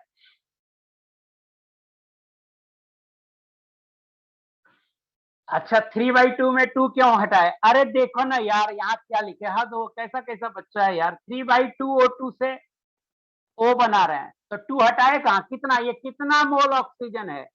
3/2 इंटू 2, 3 मोल ऑक्सीजन। O बना रहे हैं तो 3 ही बनाएगा ना, तो 2 हटाए कहाँ? O2 से O बना रहे हैं, O2 से O बनाते हैं तो 2O लिखते हैं ना बेटा, तो 3/2 O2 से O बनाएंगे तो कितना लिखेंगे? 3O लिखेंगे। कैसा कैसा बच्चा है यार।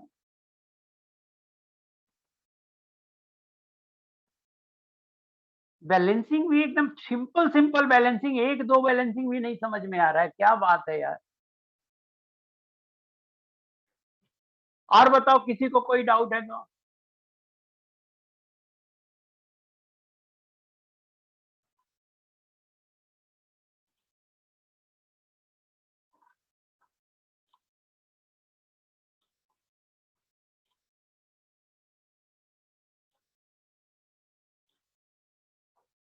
ओके कर दिया चैट डिसेबल्ड, होस्ट 1 कर दिया केवल।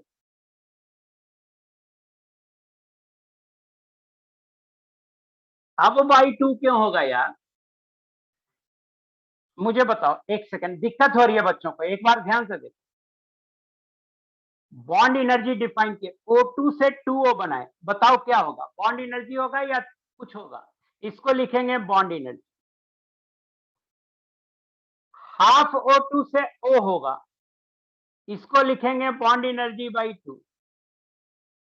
3/2 O2 से 3O होगा, इसको लिखेंगे 3/2 इंटू बॉन्ड एनर्जी। क्यों दिक्कत हो रहा है? कोई कह रहा है 3/2 इंटू बॉन्ड एनर्जी बाई 2 होगा, क्यों दिक्कत हो रहा है?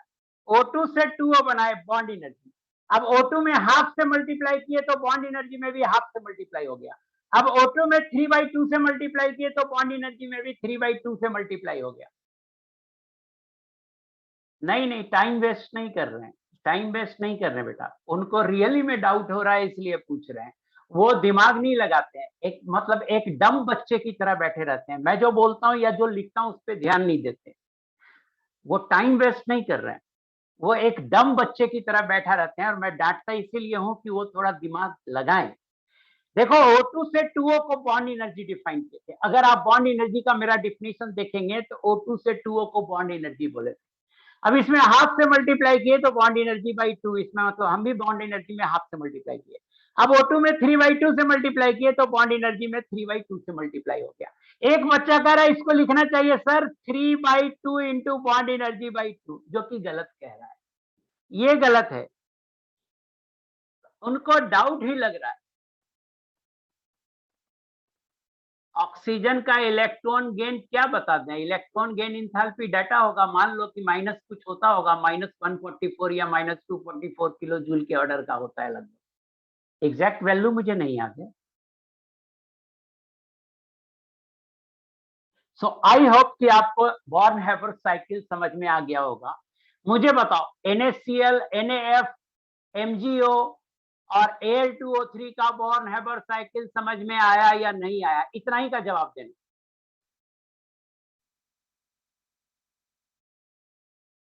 अरे मैं जो पूछ रहा हूं उसका जवाब दो ऋतिक राज, तुम क्या लिख रहे हो निगेटिव पॉजिटिव कब होगा वो का? मैं जो पूछ रहा हूं कि NaCl, NaBr, sorry NaCl, NaF, MgO और Al2O3 का बॉर्न हैबर साइकिल समझ में आया या नहीं आया, ये पूछ रहा हूं। अगर आप इलेक्ट्रॉन गेन इंथैल्पी पूछेंगे हमसे निगेटिव पॉजिटिव कब होगा, तो वो पढ़ाया जा चुका है, आप डाउट क्लास में पूछिए प्लीज। हाँ, अच्छा लिख रहा है, as clear as Bisleri water, thank you very much. एक बच्चा अभी पूछ रहा था कि ये बताइए कि O2 का electron gain enthalpy positive negative कब होगा, मैं बता दे रहा हूं अभी, बट अगर ये जो चीज पढ़ाया जा चुका है उसमें डाउट होता है तो आप प्लीज डाउट क्लास में पूछा कीजिए। O गैस है, प्लस इलेक्ट्रॉन से O माइनस गैस, इसको बोलेंगे इलेक्ट्रॉन गेन इंथैल्पी 1 और ये नेगेटिव होगा। O माइनस गैस है प्लस इलेक्ट्रॉन से O2 माइनस गैस, इसको बोलेंगे delta H electron gain enthalpy 2, तो ये पॉजिटिव होगा।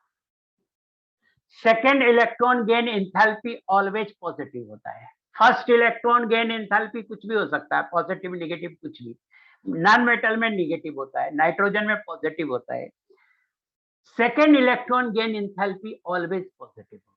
बस हो गई बात खत्म कि कब नेगेटिव होगा कब पॉजिटिव होगा।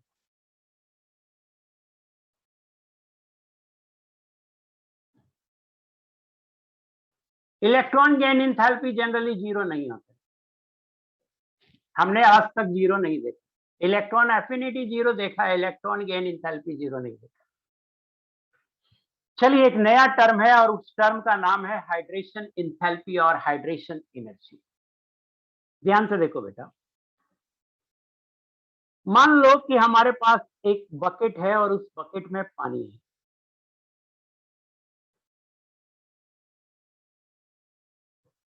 हमारे पास एक बकेट है और उस बकेट में पानी है और हम उस बकेट में डाल दे रहे हैं NaCl। तो आप जानते हैं NaCl जब जाता है तो Na प्लस एक्वस बन जाता है, अलग हो जाता है, और Cl माइनस अलग हो जाता है और Cl माइनस एक्वस हो जाता है। आप ये जानते हैं। अब देखिए, water is a polar solvent. ऐसा क्यों होता है? क्योंकि H2O liquid is a polar solvent. Solvent समझते होंगे आप, सॉल्यूट सॉल्वेंट समझते हैं। अब पोलर का मतलब है कि वाटर में ऑक्सीजन हाइड्रोजन पे कोई चार्ज होता है, हाइड्रोजन ऑक्सीजन हाइड्रोजन। ऑक्सीजन पे नेगेटिव चार्ज होता है और हाइड्रोजन पे पॉजिटिव चार्ज होता है। डेल्टा नेगेटिव लिखा हूं मतलब बहुत छोटा नेगेटिव चार्ज, और डेल्टा पॉजिटिव लिखा हूं, इसको बोलते हैं डेल्टा। इसको क्या पढ़ते हैं? डेल्टा, स्मॉल डेल्टा है ये। तो डेल्टा नेगेटिव लिखा हूं मतलब छोटा नेगेटिव चार्ज होता है और हाइड्रोजन पे छोटा पॉजिटिव चार्ज होता है। तो जब हम वाटर में NaCl डालते हैं बेटा, तो Na प्लस अलग हो जाता है और Cl माइनस अलग हो जाता है। वाटर में जब NaCl डालते हैं तो Na प्लस अलग हो जाता है और Cl माइनस अलग हो जाता है। अब मेरी बात ध्यान से सुनिए कि जो Na प्लस होता है, Na प्लस, इसके चारों तरफ वाटर मॉलिक्यूल एक लेयर बनाता है नेगेटिव आयन से।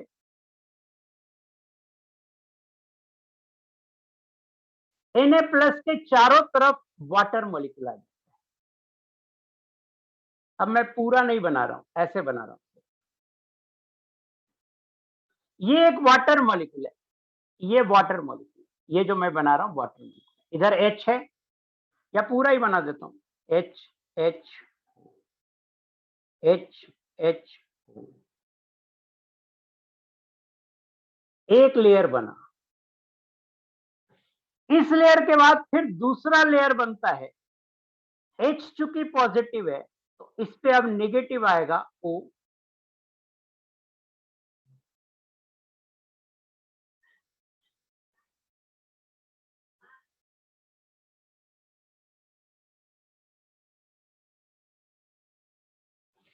तो ये एक लेयर बना। एक दूसरा लेयर बना, ये कई लेयर बन जाते हैं। Na प्लस के चारों तरफ कई लेयर बन जाते हैं और इसको बोलते हैं हाइड्रेटेड Na प्लस। इसको बोलते हैं हाइड्रेटेड Na प्लस और एक्वेटेड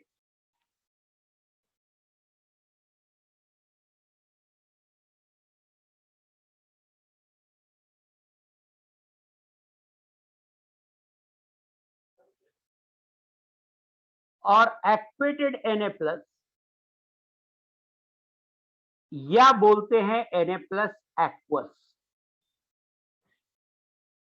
मेरी बात ध्यान से सुनिए कि Na प्लस पॉजिटिवली चार्ज है और वाटर में नेगेटिव चार्ज सेंटर ऑक्सीजन है, तो Na प्लस के चारों तरफ ऑक्सीजन एटम आ जाता है। वाटर का ऑक्सीजन एटम आता है, फिर H आ जाएगा, फिर हाइड्रोजन आ जाएगा। अब हाइड्रोजन पॉजिटिव चार्ज है तो एक दूसरा लेयर भी बनता है, दूसरा लेयर में ऑक्सीजन फिर आ जाएगा।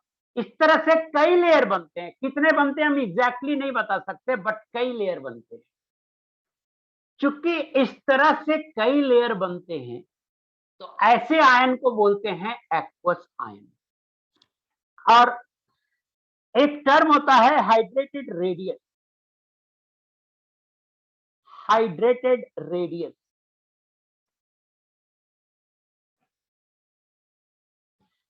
तो Na प्लस का सेंटर से लास्ट लेयर, ये मान लो लास्ट लेयर है, इस डिस्टेंस को बोलेंगे हाइड्रेटेड रेडियस।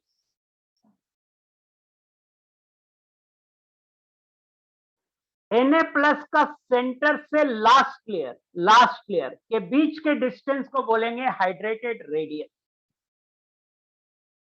फिर से सुनो मैंने क्या बोला कि पानी में NaCl को डालते हैं तो Na प्लस के चारों तरफ वाटर मॉलिक्यूल आ जाते हैं। Na+ के चारों तरफ वाटर मॉलिक्यूल का ऑक्सीजन आएगा क्योंकि ऑक्सीजन पे नेगेटिव चार्ज है और हाइड्रोजन दूर रहेगा। फिर हम उस हाइड्रोजन पॉजिटिव चार्ज है तो उसके चारों तरफ ऑक्सीजन आएगा। इस तरह से कई लेयर बनते हैं।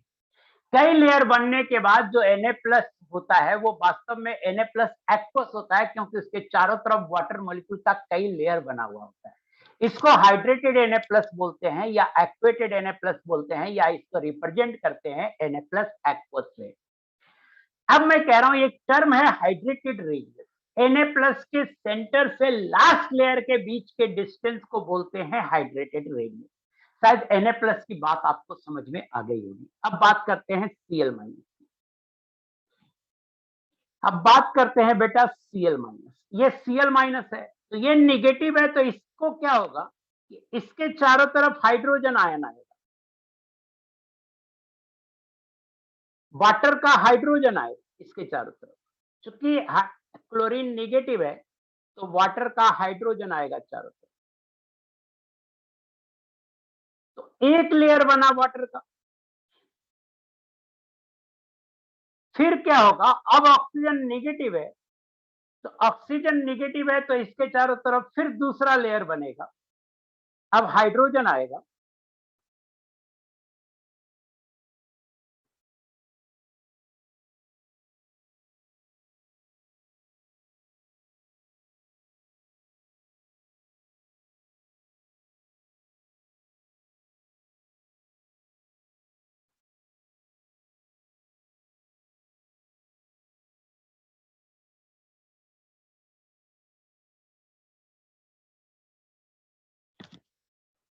सो कई लेयर बनते हैं, बहुत अच्छा फिगर नहीं बन रहा है तो मैं एक बार ऐसा करता हूं, आपको और अच्छा फिगर बना के दिखाता हूं। थोड़ा सा टाइम लग रहा है बट कोई दिक्कत नहीं, मैं एक बार और अच्छे से फिगर बना के बताता हूं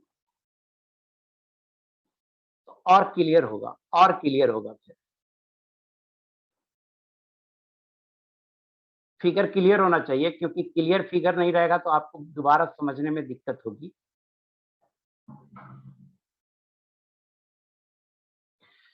देखिए जरा सा, ये जो वाटर मॉलिक्यूल है, इस वाटर मॉलिक्यूल को मैं ऐसे बना रहा हूं, ऐसे पॉजिटिव चार्ज और निगेटिव चार्ज का सेंटर बना रहा हूं। वाटर मॉलिक्यूल को मैंने ऐसे बना दिया, देखिए ध्यान से, वाटर मॉलिक्यूल को ऐसे बना दिया, ये गोल जैसा, और एक तरफ पॉजिटिव चार्ज लिख दिया, एक तरफ निगेटिव चार्ज लिख दिया। पॉजिटिव चार्ज इधर लिखा हूं उधर हाइड्रोजन एटम है, और निगेटिव चार्ज जिधर लिखा हूं उधर ऑक्सीजन एटम है। अब क्या होगा कि Na+ है तो Na+ के चारों तरफ वाटर मॉलिक्यूल आएगा, तो ये वाटर मॉलिक्यूल है, ये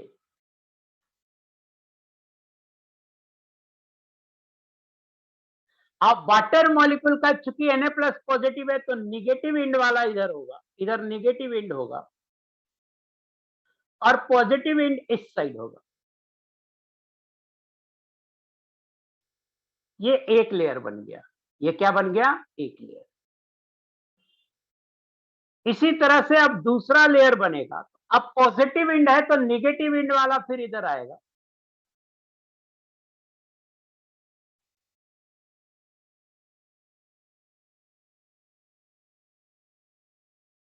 आई होप कि अब आपको पिक्चर और क्लियर नजर आ रहा होगा और अच्छे से समझ में आ रहा होगा। ये दूसरा लेयर बन गया। इस तरह से मेनी लेयर बनते हैं, मेनी लेयर्स आर, इस तरह से मेनी लेयर बनते हैं।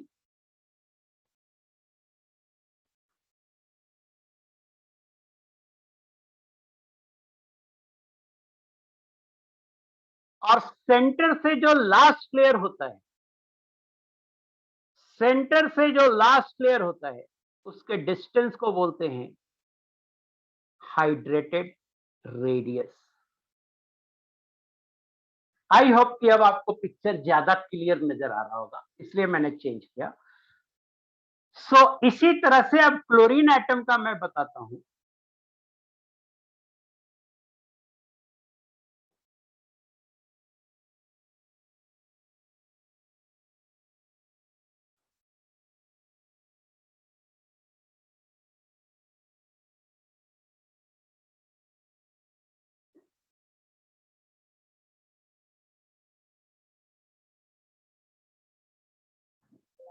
इसी तरह से मैं आपको क्लोरीन एटम कह देता हूं, ये क्लोरीन माइनस है, तो इसके चारों तरफ वाटर आएगा, तो इस तरफ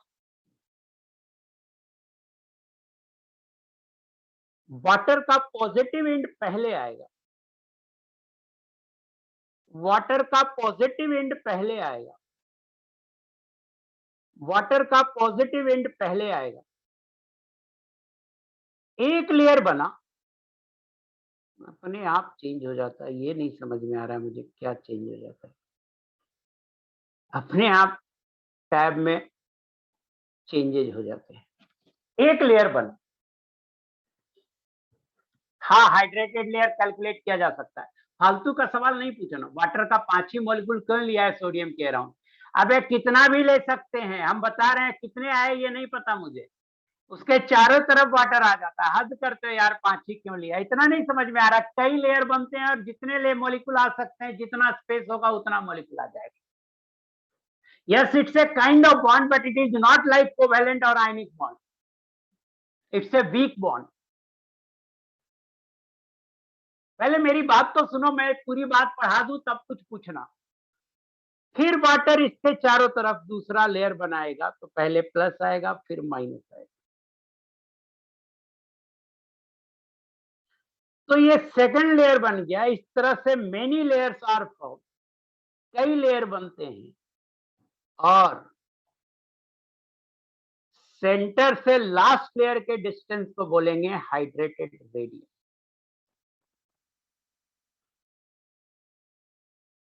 और इसको बोलेंगे Cl माइनस एक्वस, या बोलेंगे हाइड्रेटेड Cl माइनस, या बोलेंगे एक्वेटेड Cl माइनस, रिप्रेजेंट करेंगे Cl माइनस एक्वस से। नहीं, डिफाइंड सब है, लास्ट लेयर डिफाइंड सब है, ये सब नहीं है कि डिफाइंड नहीं है तो हाइड्रेटेड रेडियस, कुछ ना कुछ तो होगा, कुछ ना कुछ तो होगा, कौन बड़ा है कौन छोटा है हम लोग कंपेयर कर लेते हैं, तो ये कहना कि डिफाइंड नहीं है गलत है, हम लोग ये कंपेयर कर लेते हैं कि किसकी हाइड्रेटेड रेडियस कितना होगी, बड़ा छोटा निकाल लेते हैं, तो जब हम निकाल लेते हैं तो ये डिफाइंड नहीं रहना, बस जो आप लिख रहे हैं वो गलत है। आगे देखिए please, factors affecting hydration energy, नहीं, अब हमें यहाँ पे पेज जोड़ना पड़ेगा, तो पेज जोड़ लेता हूं मैं। हाँ, अब हाइड्रेटेड एनर्जी में हम क्या पढ़ा रहे हैं आपको, हाइड्रेशन एंथैल्पी पढ़ा रहे हैं, देखो नाम क्या है, हाइड्रेशन एंथैल्पी और हाइड्रेशन एनर्जी। तो अभी हमने सिर्फ इतना बताया कि जब हम पानी में कोई आयनिक कंपाउंड डालते हैं तो वो आयन में ब्रेक हो जाता है और उस आयन के चारों तरफ वाटर मॉलिक्यूल लग जाते हैं। अब ये मॉलिक्यूल वाटर मॉलिक्यूल लग जाते हैं, तो एक बच्चा पूछा कि क्या ये काइंड ऑफ बॉन्ड है, तो यस, ये काइंड ऑफ बॉन्ड है, ये एक तरह का बॉन्ड है, but it is not like covalent और आयनिक और coordinate, it is a weak bond, it is a weak bond, ये एक वीक बॉन्ड है, और इस बॉन्ड का नाम आगे पढ़ाएंगे, इसको बोलते हैं आयन डाइपोल इंटरेक्शन। ये क्या है, आयन डाइपोल इंटरेक्शन है, बट अभी आपको नहीं समझ में आएगा, केमिकल बॉन्ड में बढ़ाएंगे कि ये कैसा बॉन्ड है। अब जब भी बॉन्ड का फॉर्मेशन होता है एनर्जी रिलीज होती है, तो अब डिफिनेशन में लिख रहा हूं, सो हाइड्रेशन एनर्जी इज द, मैं अब डिफिनेशन लिख रहा हूं कि hydration energy is the heat exchange, hydration energy is the heat exchange when 1 mole of a gaseous ion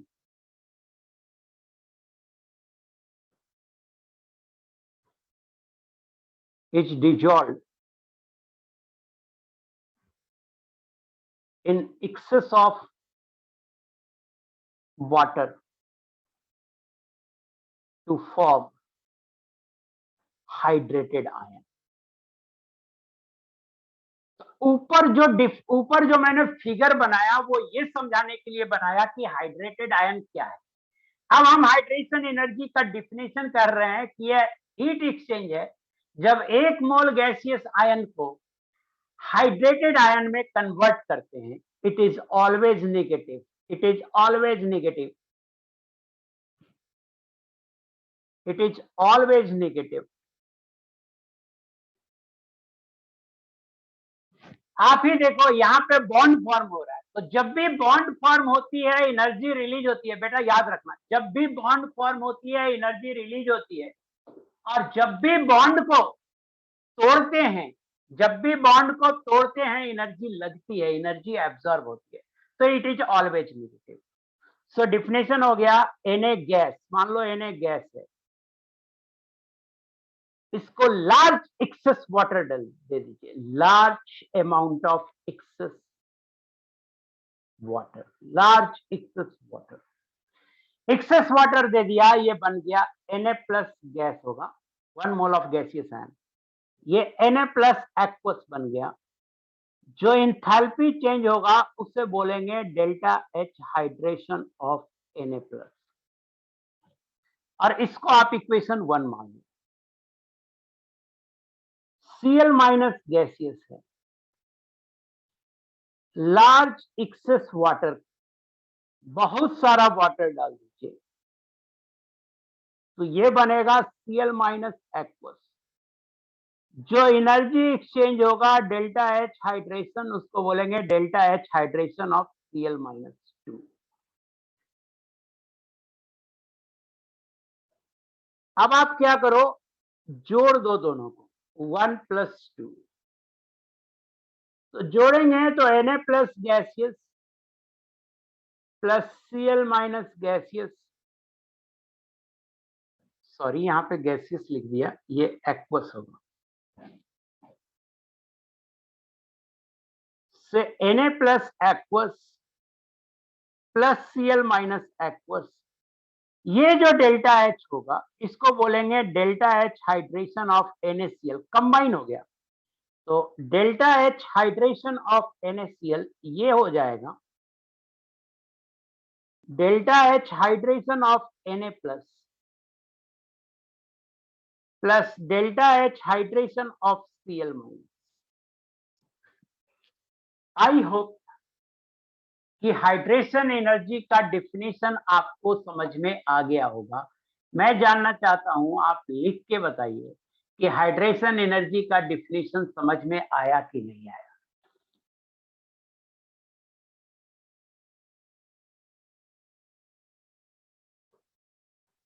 और नेक्स्ट क्लास है नहीं है इससे मतलब नहीं है, मैं तो टाइम पे छोड़ दूंगा।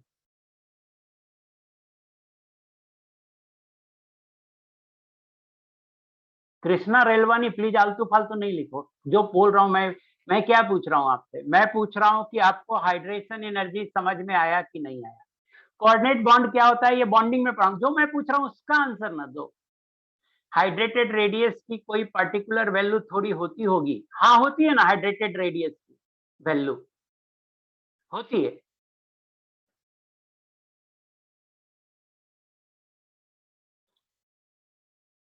एनर्जी ऑब्जर्व, जैसे जहां बॉन्ड टूटेगा तो वो सराउंडिंग में चला जाएगा एनर्जी, सॉरी एनर्जी, बॉन्ड टूटने पे एनर्जी ऑब्जर्व नहीं होता है, बॉन्ड इटसेल्फ एनर्जी ऑब्जर्व करता है। हम बाहर से एनर्जी देते हैं तो वो बॉन्ड टूट जाता है, वो एनर्जी बॉन्ड टूटने में लग जाता है। जब बॉन्ड टूटता है तो एनर्जी रिलीज नहीं होती है, एब्जॉर्ब होती है, तो बॉन्ड ही एब्जॉर्ब करता है एनर्जी को, जिससे टूट जाता है। हाँ लेयर काफी हो सकते हैं, बट किसी में 10 लेयर होगा, किसी में 20 लेयर होगा, किसी में 50 लेयर होगा, उससे हम साइज निकाल लेंगे।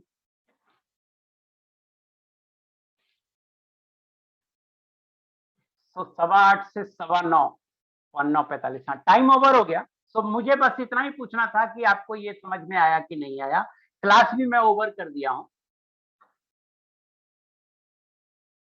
मैं बार बार बोल रहा हूं कि हाइड्रेटेड रेडियस की वैल्यू होती है, तो फिर बोल रहा है कि कोई पर्टिकुलर वैल्यू होती है।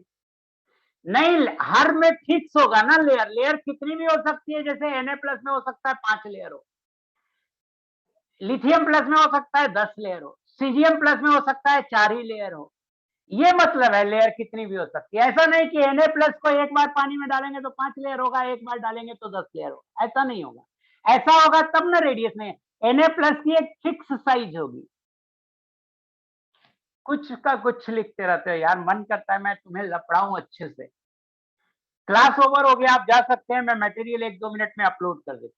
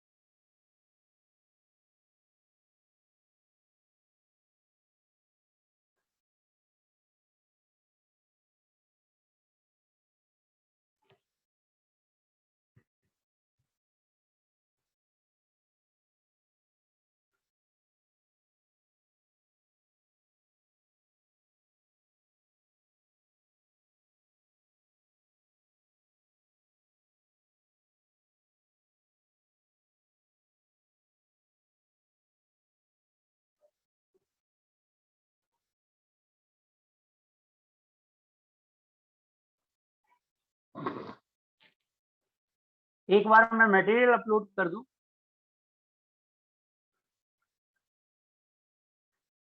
होमवर्क है रेस 11, होमवर्क है आपका रेस 11, कर दूंगा मैं अपलोड सॉल्यूशन।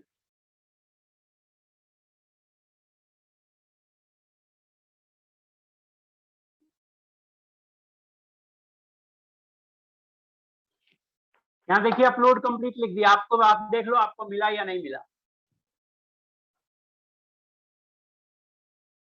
अगली क्लास में इंड हो जाएगा पीरियोडिक टेबल।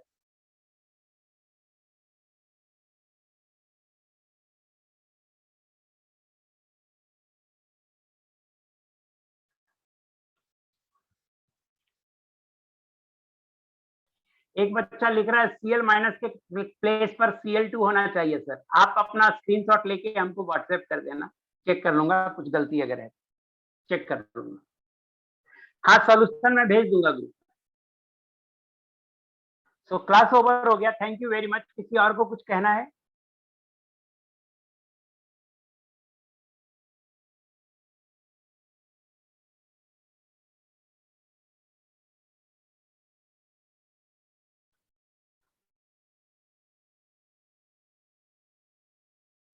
नहीं नहीं पता नहीं, हाइड्रेशन एनर्जी में तो गैसियस आयन से ही बनाते हैं, तो Cl2 क्यों होना चाहिए? सो क्लास ओवर हो गया, thank you very much.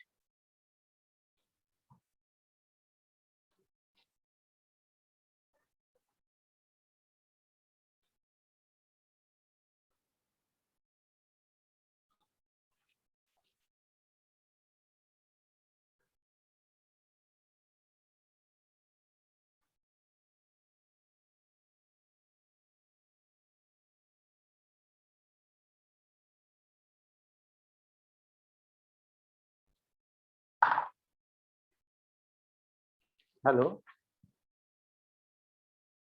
Hello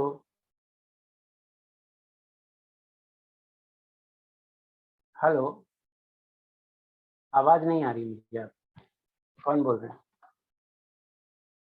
call करो ना, व्हाट्सएप कॉल क्यों करते हो? आवाज नहीं आ रही है।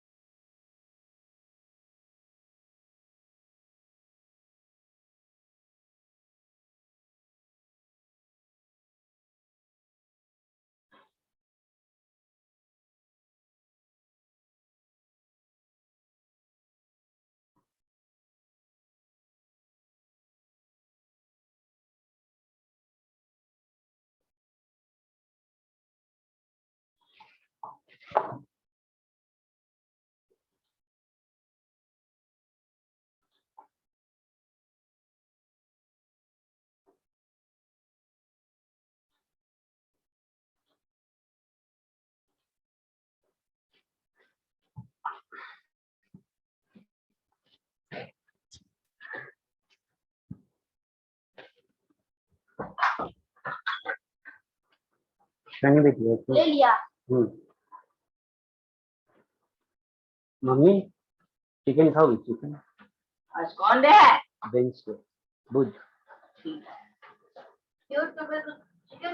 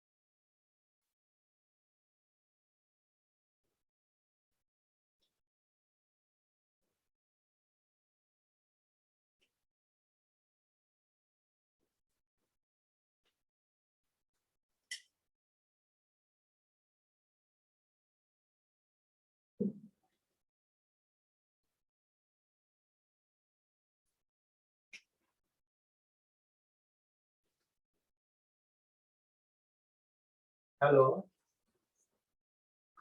इरफान भाई, बॉयलर चिकन दोगे क्या? अभी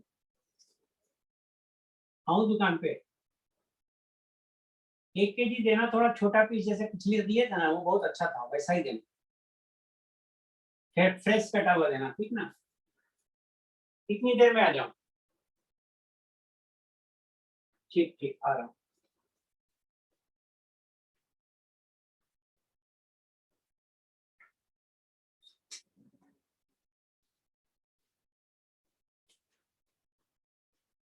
ठीक है।